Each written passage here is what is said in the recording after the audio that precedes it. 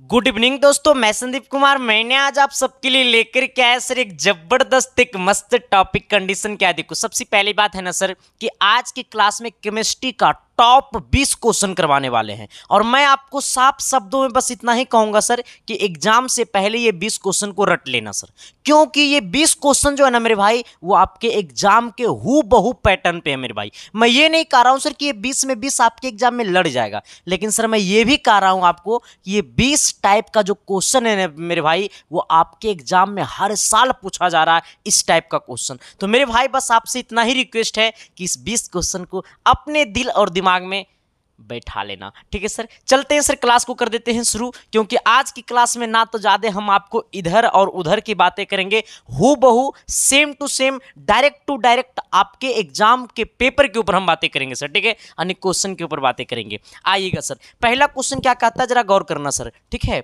आइएगा, कहता है ना सर कि एल्कोहल तथा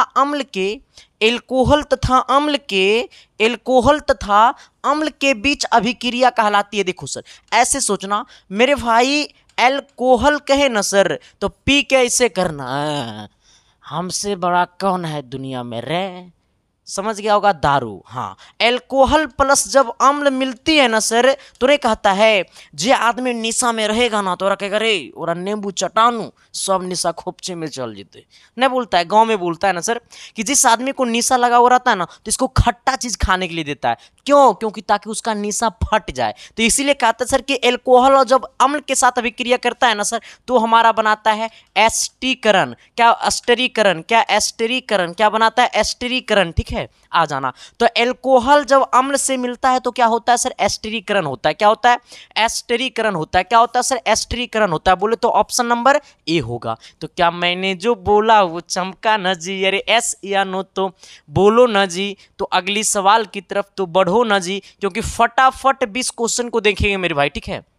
आना, कहता है दो परमाणुओं के बीच सहसंयोजक बंध निम्न में से किसके द्वारा बनता है? अच्छा, दो परमाणुओं के बीच जो सहसंयोजक अबंध जो बनता है ना सर वो किनके बीच बनता है? दो परमाणुओं के बीच जो सहसंयोजक बंध बनते हैं ना सर वो किनके किनके बीच बनते हैं, ठीक है। तो वो जो बनता है सर इलेक्ट्रॉन की साझेदारी द्वारा बनता है। किसके द्वारा बनता है? इलेक्ट्रॉन की साझेदारी द्वारा बनता है। कहिएगा सर एकरा कैसे रटेंगे?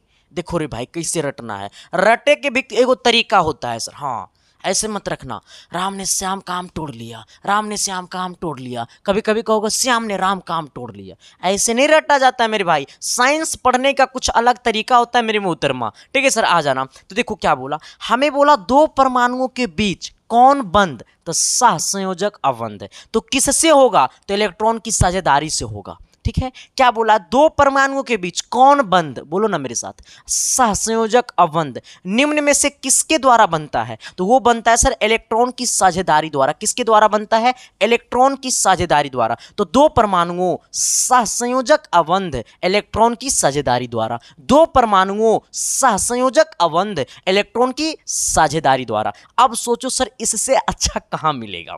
कहीं नहीं मिलेगा, ठीक है सर। आ जाना, सवाल नंबर 3 की तरफ आना सर। 3 नंबर सवाल देखना क्या कहता है। 3 नंबर सवाल कहता है ना सर कि परमाणु संख्या 55 वाला तत्व आवर्त सारणी के किस ब्लॉक में स्थित है?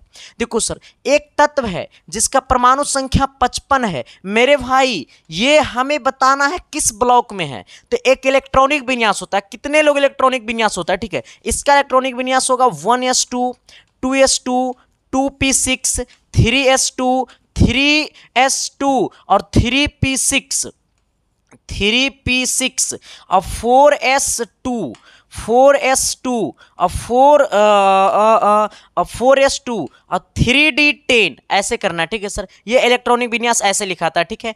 प्लस सॉरी 4p6 कितना हो गया सर?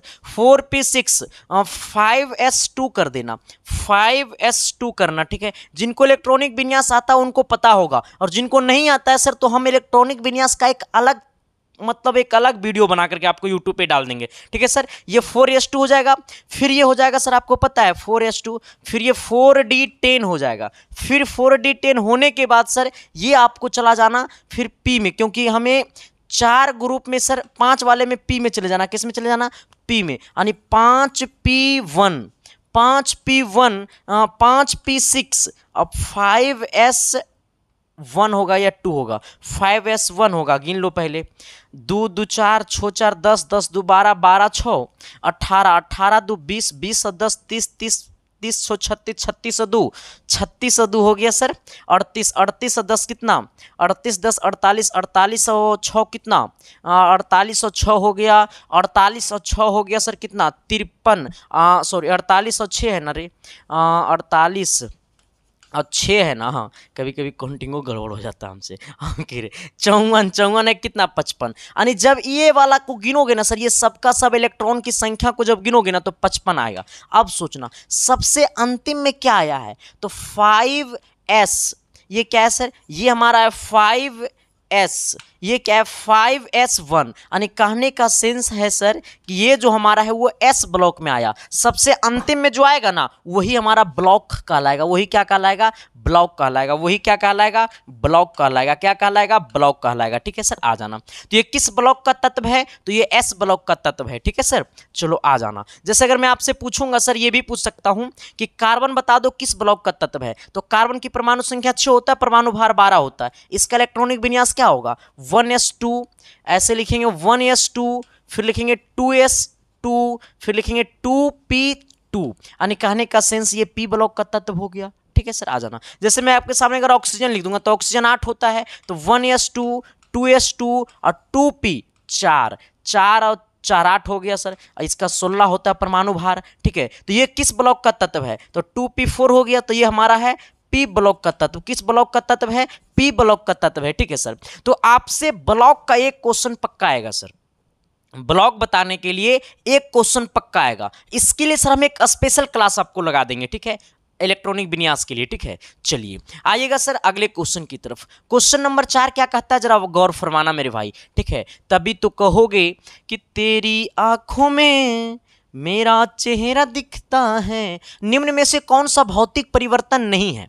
अच्छा, भौतिक परिवर्तन और रासायनिक परिवर्तन में क्या अंतर है, भौतिक परिवर्तन और रासायनिक परिवर्तन में क्या अंतर है, कितने लोगों को पता है कि भौतिक परिवर्तन क्या होता है, जरा मेरे भाई कमेंट करके बता देना सर। देखो, भौतिक परिवर्तन की जब बात बोलेगा ना सर, तो देखो सर यहां से समझना कि जैसे अगर मैं बोलूंगा जल के उबालने से जल वाष्प का निर्माण होना, देखो सर जल से बनेगा जल वाष्प, फिर वो जल वाष्प से जल बन सकता है, हाँ या नहीं बन सकता, बन सकता है मेरे भाई, यानी ये हमारा हो गया रासायनिक परिवर्तन। ठीक है, आ जाना।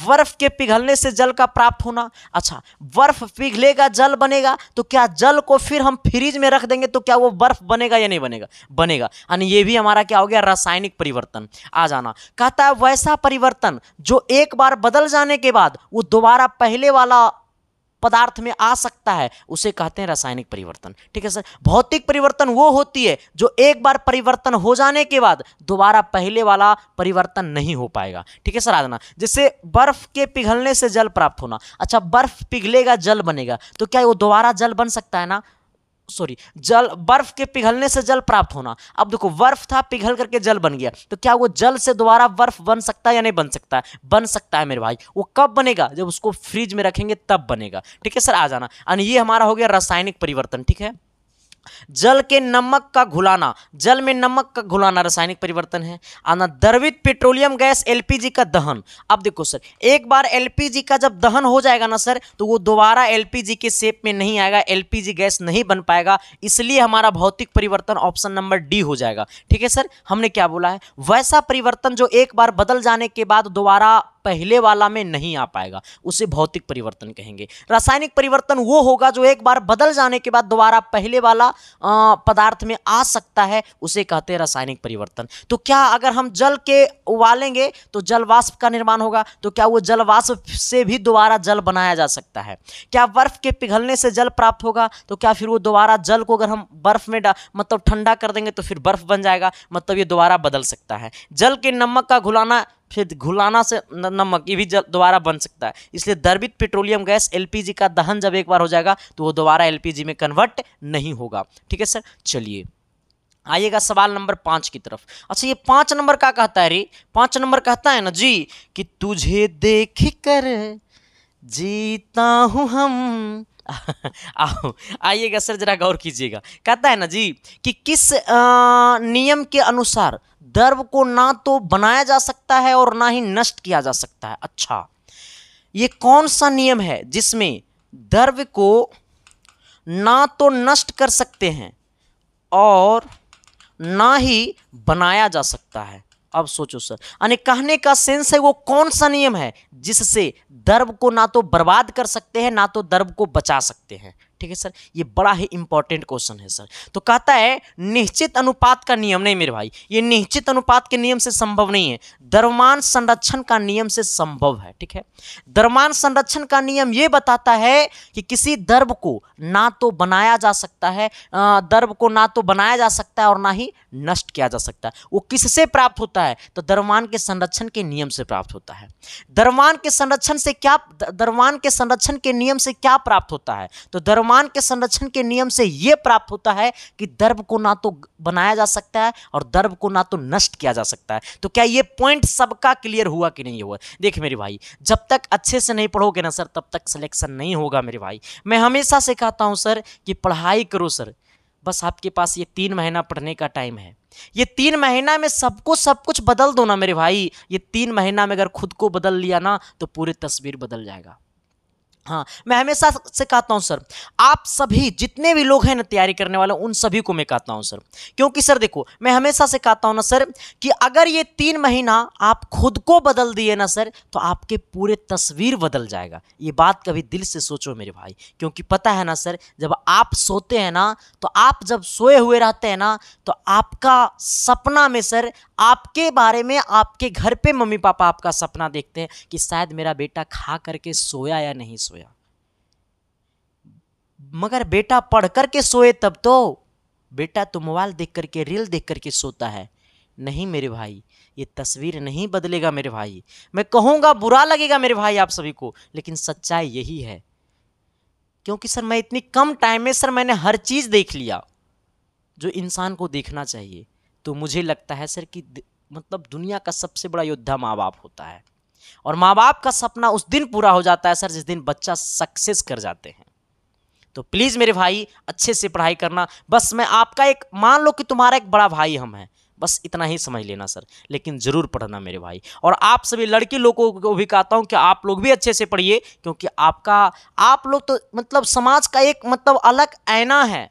लड़की लोग जब बाहर आती है ना घर से पढ़ने के लिए, और लड़की लोग अगर 5 साल पढ़ती है मतलब शहर में रह करके और कुछ नहीं कर पाती है, और जब घर वापस जाती है ना, तो अड़ोसी पड़ोसी वाले लोग क्या कहते हैं कि और फलन बाबू का बेटी गई थी पढ़ने के लिए शहर, कहाँ कुछ करके चली आई। तो लड़की लोग तो आप लोग समाज का आईना है, आप लोग को और अच्छी तरीक़ा से पढ़ना चाहिए और भविष्य में कुछ बेहतर करके दिखाना चाहिए। ठीक है सर, बाकी thank you sir, love you, बस ऐसा ही प्यार देते रहना। ठीक है, चलो आ जाना। तो द्रव को ना तो नष्ट किया जाता है ना तो बनाया जा सकता है। ये किस नियम से होता है? तो द्रव्यमान संरक्षण के नियम से होता है। किस नियम से होता है? तो द्रव्यमान के संरक्षण के नियम से होता है। ठीक है सर, चलो आ जाना, ऑप्शन नंबर बी की तरफ आना।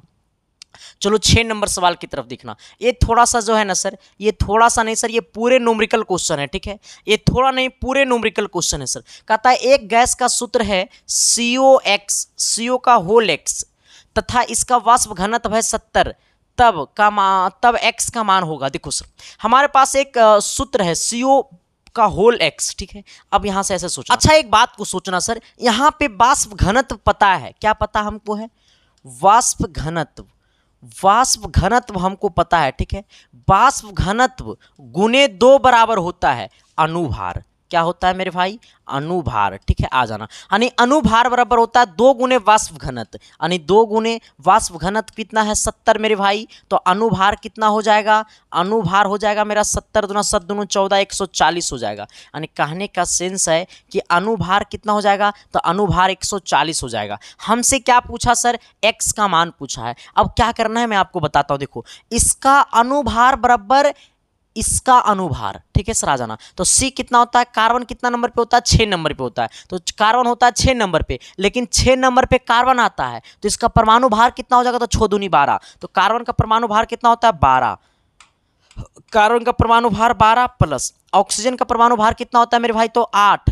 8 होता है परमाणु संख्या ऑक्सीजन का, तो परमाणु भार कितना होगा 16, कितना होगा सर 16, ठीक है। चलो आ जाना, अब पूरा में क्या कर दो सर, ये गुना कर दो x से, किससे गुना कर दो x से, बराबर में कितना कर दो 140, इसके अनुभार के बराबर कर दो, इस दोनों को जोड़ देना तो ये 28 आ जाएगा, इंटू में कितना x और बराबर में कितना 140, यानी x बराबर हो जाएगा 140 बट्टा कितना 28, इसको काट देना मेरे भाई, तो कितना बार में कट जाएगा पता है सर, 28 8 5 40, 20 25 100, यानी 5 बार में कट जाएगा, यानी x का मान कितना आएगा 5 आएगा। ये समझा कि नहीं समझा, नहीं समझा, देखो फिर से समझ लेना, बाष्प घनत्व हमको 70 दिया हुआ है, तो एक हमारा फॉर्मूला होता है कि 2 गुने बाष्प घनत्व बराबर अनुभार, 2 गुने बाष्प घनत्व बराबर अनुभार, जहां पे बाष्प घनत्व कितना है 70, 70 दूना 140, यानी अनुभार कितना आ गया 140, ये अनुभार बराबर इसका अनुभार, ये सूत्र का अनुभार, समझ रहा है ना रे पुत्र। हाँ तो C होता है, C आता है 6 नंबर पे, 1 hydrogen 2 helium 3 lithium 4 beryllium 5 boron 6 carbon, 6 number पे आता है क्या कार्बन, तो इसका अनुभार कितना हो जाएगा 6 दूनी 12, 8 नंबर पे ऑक्सीजन, तो अनुभार कितना हो जाएगा 8 दूनी 16, ये दोनों को जोड़ देना, ये गुना में x है, नीचे का मतलब ये गुना में, तो गुना में कर देना, ये 28 गुना में था, नीचे भागा में आ गया 5 आ गया, ठीक है सर, यानी ऑप्शन नंबर हमारा क्या हो गया C हो गया। चलिए अगला क्वेश्चन की तरफ, कहता है ना हरे फलों की कृत्रिम रूप से पकाने के लिए प्रयुक्त होता है, हरे फलों को कृत्रिम रूप से पकाने के लिए किसका प्रयोग होता है, तो एसिटिलीन का प्रयोग होता है सर, ठीक है, किसका प्रयोग होता है एसिटिलीन का, ठीक है, एसिटिलीन नहीं एथिलीन का प्रयोग होता है, किसका होता है सर, ये एथिलीन का प्रयोग होता है, ठीक है।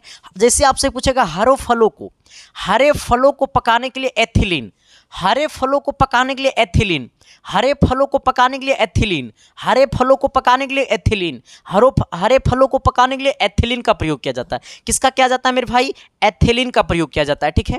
चलो आ जाना सवाल नंबर 8 की तरफ, 8 क्या कहता है जरा गौर करना सर, ये 8 नंबर कहता है ना सर कि साबुनीकरण प्रक्रिया में प्राप्त होने वाला एल्कोहल, अच्छा साबुनीकरण प्रक्रिया में प्राप्त होने वाला एल्कोहल, हमसे क्या पूछा प्राप्त होने वाला एल्कोहल, तो अब सोचना सर साबुनीकरण का जब प्रक्रिया होता है ना, तो इसमें जो मतलब प्राप्त एल्कोहल जो होता है ना सर, वो होता है ग्लिसरॉल, क्या होता है सर ये ग्लिसरॉल, क्या होता है सर ये ग्लिसरॉल, ठीक है। तो साबुनीकरण की प्रक्रिया में प्राप्त होने वाला एल्कोहल, अरे हमने क्या बोला साबुनीकरण की प्रक्रिया में प्राप्त होने वाला एल्कोहल, तो मारना है ग्लिसरॉल, क्या मारना है ग्लिसरॉल, रट ले रे भैया रट ले ना तो चल जेबे खुपचे में। हाँ चलिए आइएगा सवाल नंबर 9 की तरफ सर, 9 नंबर क्या कहता है कि हरे फलों को कृत्रिम रूप से पकाने के लिए एथिलीन का प्रयोग किया जाता है, किसका किया जाता है सर एथिलीन का, ये सवाल दोबारा रिपीट हो गया।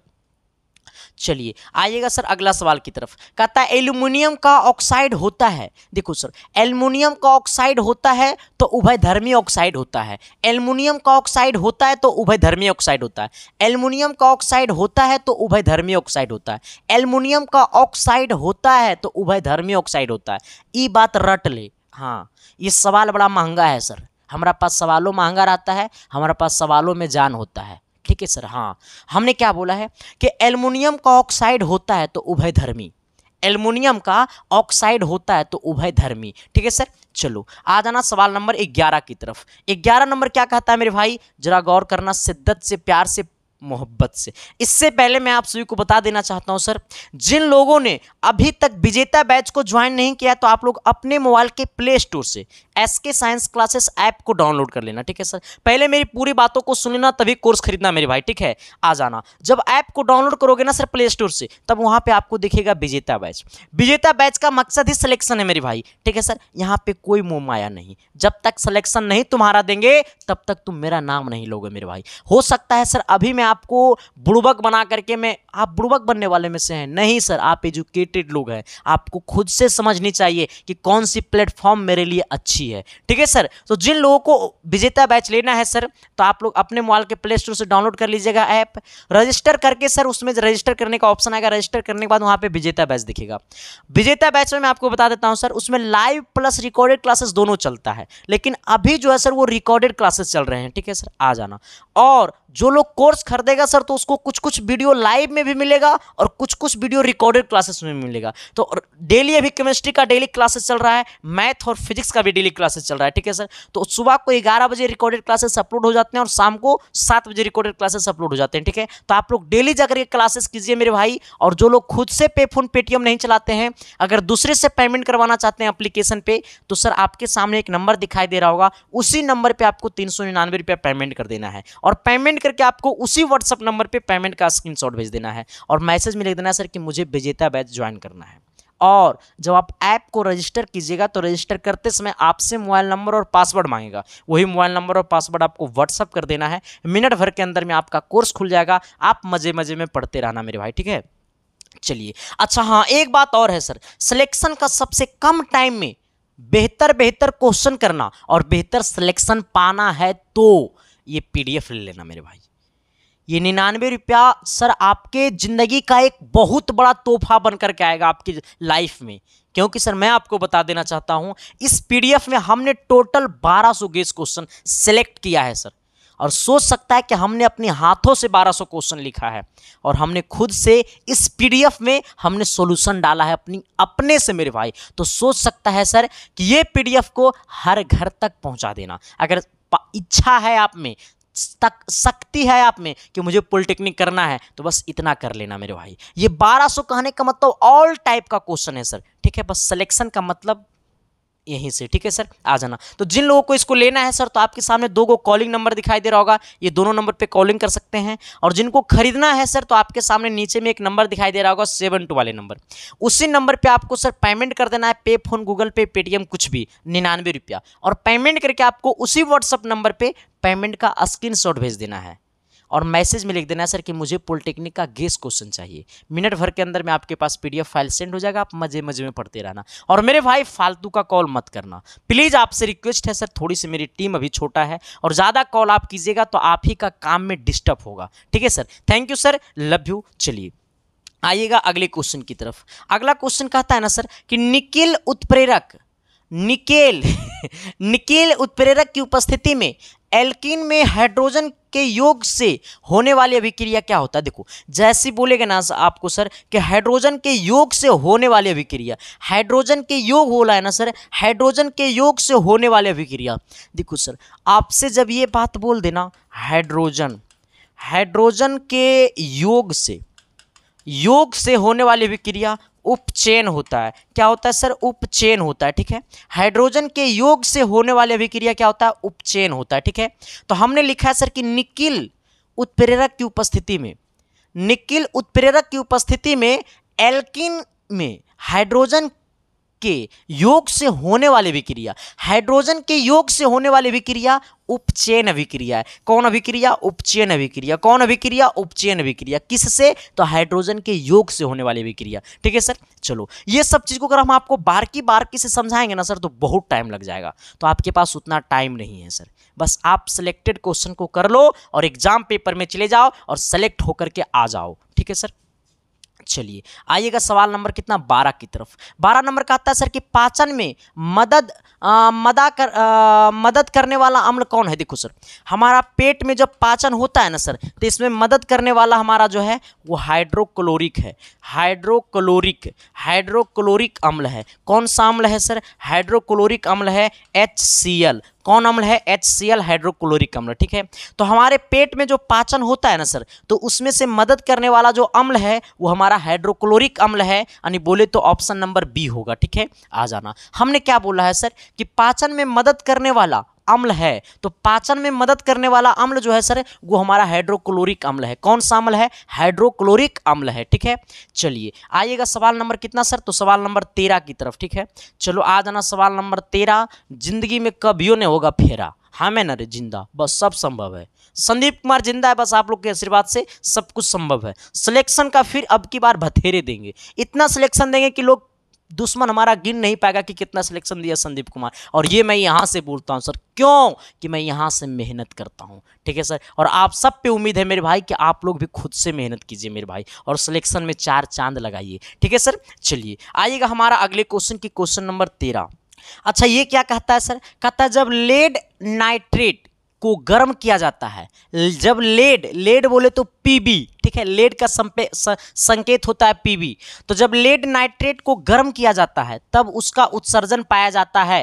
लेड नाइट्रेट को जब गर्म किया जाता है सर तो उसका उत्सर्जन पाया जाता है NO2। क्या पाया जाता है सर? NO2। किसको गर्म करेंगे? लेड नाइट्रेट को गर्म करेंगे तो उसका उत्सर्जन जो पाया जाता है वो NO2 पाया जाता है, ठीक है। इसे जरा याद कर लेना सर। चलिए सवाल नंबर 14 की तरफ आइएगा। कहता है ना सर कि एक यौगिक का अनुभार इतना है तो वाष्प घनत्व क्या होगा? अभी जस्ट हमने आपको पढ़ाया है कि फॉर्मूला होता है 2 गुने वाष्प घनत्व, 2 गुने वाष्प घनत्व बराबर होता है अनुभार। अभी जस्ट हमने आपको पढ़ाया है, ठीक है सर। आ जाना, हमसे पूछा वाष्प घनत्व, तो वाष्प घनत्व बराबर क्या हो जाएगा? वाष्प घनत्व बराबर क्या हो जाएगा? वाष्प घनत्व बराबर हो जाएगा अनुभार। अनुभार कितना है सर? ये 98 है, ये बट्टा में 2 था, सॉरी यहाँ पे गुना में 2 था, ये आएगा बट्टा में 2, हो जाएगा 4 दूनी 8 और 9 दूनी 18 और ये 49 हो जाएगा, ठीक है सर। यानी वाष्प घनत्व कितना हो जाएगा सर? तो 49 हो जाएगा। ऑप्शन नंबर आपका क्या हो जाएगा? बी हो जाएगा। चलिए आइएगा सवाल नंबर कितना? 15 की तरफ आइएगा सर। ये 15 क्या कहता है कि वे पदार्थ जो उत्प्रेरक की शक्ति को बढ़ा दे कहलाते हैं क्या? वे पदार्थ जो उत्प्रेरक की शक्ति को बढ़ा दे तो वो कहलाता है उत्प्रेरक वर्धक। क्या कहलाता है? उत्प्रेरक वर्धक। क्या कहलाता है? उत्प्रेरक वर्धक, ठीक है सर। आ जाना, तो वे पदार्थ जो उत्प्रेरक की शक्ति को बढ़ा दे, उत्प्रेरक की शक्ति को बढ़ा दे, उत्प्रेरक वर्धक। उत्प्रेरक की शक्ति को बढ़ा दे, उत्प्रेरक वर्धक। उत्प्रेरक की शक्ति को बढ़ा दे, उत्प्रेरक वर्धक, ठीक है सर। चलिए आइएगा सवाल नंबर कितना? 16 की तरफ। ये 16 क्या कहता है मेरे भाई? जरा गौर करना। एल्युमिनियम कार्बाइड पर जल की प्रक्रिया द्वारा कौन सा हाइड्रोकार्बन उत्पन्न होता है? एल्युमिनियम कार्बाइड पर जल की क्रिया द्वारा कौन सा हाइड्रोकार्बन उत्पन्न होता है? देखो सर, एल्युमिनियम कार्बाइड द्वारा जल की क्रिया द्वारा कौन सा हाइड्रोकार्बन उत्पन्न होता है? देखो हमसे बोला है कौन सा हाइड्रोकार्बन उत्पन्न होता है, किससे? एल्युमिनियम कार्बाइड द्वारा जल की क्रिया द्वारा। एल्युमिनियम कार्बाइड पर जल की क्रिया द्वारा कौन सा हाइड्रोकार्बन उत्पन्न होता है? तो वो मीथेन हाइड्रोकार्बन उत्पन्न होता है। कौन सा? तो मीथेन होता है उत्पन्न। कौन सा होता है उत्पन्न? Methane, CH4। चलिए अगला आइएगा सर, ये 17 नंबर है। कहता है कौन सी विशेषता विद्युत संयोजी यौगिकों में नहीं पाई जाती है? ये 4 ऑप्शन में से कौन सी विशेषता विद्युत संयोजिकों में नहीं पाई जाती है? तो इनके गलनांक तथा क्वथनांक अधिक होता है। अच्छा, ये ध्रुवीय यौगिक होते हैं। अच्छा, जल में विलय होते हैं। देखो सर, कहता है कौन सी विशेषता विद्युत संयोजी यौगिकों में नहीं पाई जाती है? तो इनका गलनांक और क्वथनांक अधिक होता है, ये पाया जाता है। ये ध्रुवीय यौगिक अधिक होता है, ये भी पाया जाता है। जल में विलय होते हैं, ये भी पाया जाता है। विद्युत के कुचालक होते हैं, ये नहीं होता है। विद्युत का कुचालक नहीं होता है सर, ठीक है। चलो ऑप्शन नंबर डी जो है वो नहीं पाया जाता है, ठीक है। 18 नंबर कहता है ST पर 22.4 लीटर में SO2 का भार क्या होगा? SO2 का भार हमसे पूछा। देखो इसको पूरा काट दो मेरे भाई और डायरेक्टली तुम निकाल दो SO2 का भार। S कितना नंबर पे आता है? 16 नंबर पे सल्फर आता है, तो इसका परमाणु भार कितना हो जाएगा? 16 दूनी 32। आ जाना सर, प्लस 8 नंबर पे आता है ऑक्सीजन, तो इसका परमाणु भार कितना हो जाएगा सर? 8 दूनी 16, 16 हो जाएगा, 2 से गुना कर देना, ये 32 हो जाएगा। 16 दूनी 32, अब 32 और 32 कितना हो जाएगा? 64 ग्राम। कितना ग्राम? 64 ग्राम। बोले तो ऑप्शन नंबर क्या हो जाएगा हमारा? डी हो जाएगा, ठीक है सर। समझ में आया कि नहीं आया? अरे आया नू कि नहीं आया? समझ में आए लो कि ना आए लो? लो नू, हाँ। चलो अगला क्वेश्चन की तरफ सर। कहता है ना कि जब सोडियम एसीटेट सोडा लाइम के साथ अभिक्रिया करता है तब बनाता है क्या? जब सोडियम एसीटेट सोडा लाइम के साथ अभिक्रिया करता है तो क्या बनाता है? जब सोडियम एसीटेट सोडा लाइम के साथ अभिक्रिया करेगा, कौन? Sodium acetate. सोडियम एसीटेट किसके साथ अभिक्रिया करता है? सोडा लाइम के साथ। किसके? सोडा लाइम के साथ। सोडा लाइम के साथ अभिक्रिया करता है, तब बनाता है मेरे भाई, तब बनाता है मेरे भाई मीथेन। क्या बनाता है सर? ये मीथेन। क्या बनाता है सर? ये मीथेन। क्या बनाता है सर? ये मीथेन। क्या बनाता है सर? ये मीथेन, ठीक है सर। आ जाना, तो जब सोडियम एसीटेट मतलब मिलता है सोडा लाइम के साथ तो बनाता है मीथेन। चलिए सर अगला सवाल की तरफ। सवाल नंबर कितना? 20। कहता है ना लाल दवा जो कीटाणुनाशक के रूप में प्रयुक्त होती है वह है। लाल दवा जो कीटाणुनाशक के रूप में प्रयोग होती है वो है, लाल दवा जो कीटाणुनाशक के रूप में प्रयोग होती है वो है कैल्शियम हाइपोक्लोराइड, गलत बात। पोटेशियम नाइट्रेट, गलत बात। पोटेशियम परमैंगनेट होता है सर, हाँ। लाल दवा जो कीटाणुनाशक के रूप में प्रयोग होती है वो हमारा है पोटेशियम परमैंगनेट। लाल दवा जो कीटाणुनाशक के रूप में प्रयोग होती है वो हमारा है पोटेशियम परमैंगनेट। लाल दवा जो कीटाणुनाशक के रूप में प्रयोग होती है वो हमारा है पोटेशियम परमैंगनेट। ठीक है सर, हमने 20 क्वेश्चन को कर दिया धुआं धुआं। आपसे उम्मीद है मेरे भाई कि ये 20 क्वेश्चन को कर लेना, फिर सिलेक्शन आपके कदमों में झुकेगा। और जब तक सिलेक्शन आपके कदमों में झुकेगा नहीं तब तक संदीप कुमार रुकेगा नहीं मेरे भाई, ये वादा है सर। ठीक है, बाकी थैंक यू, लव यू। ये बता देना सर कि ये क्लास आपको कैसा लगा। क्लास अच्छा लगा ना सर तो शेयर कर देना। बाकी मिलते हैं आप सबके बीच अगली क्लासेस में, तब तक के लिए बाय। देखते रहना इसके science classes. Thank you, love you.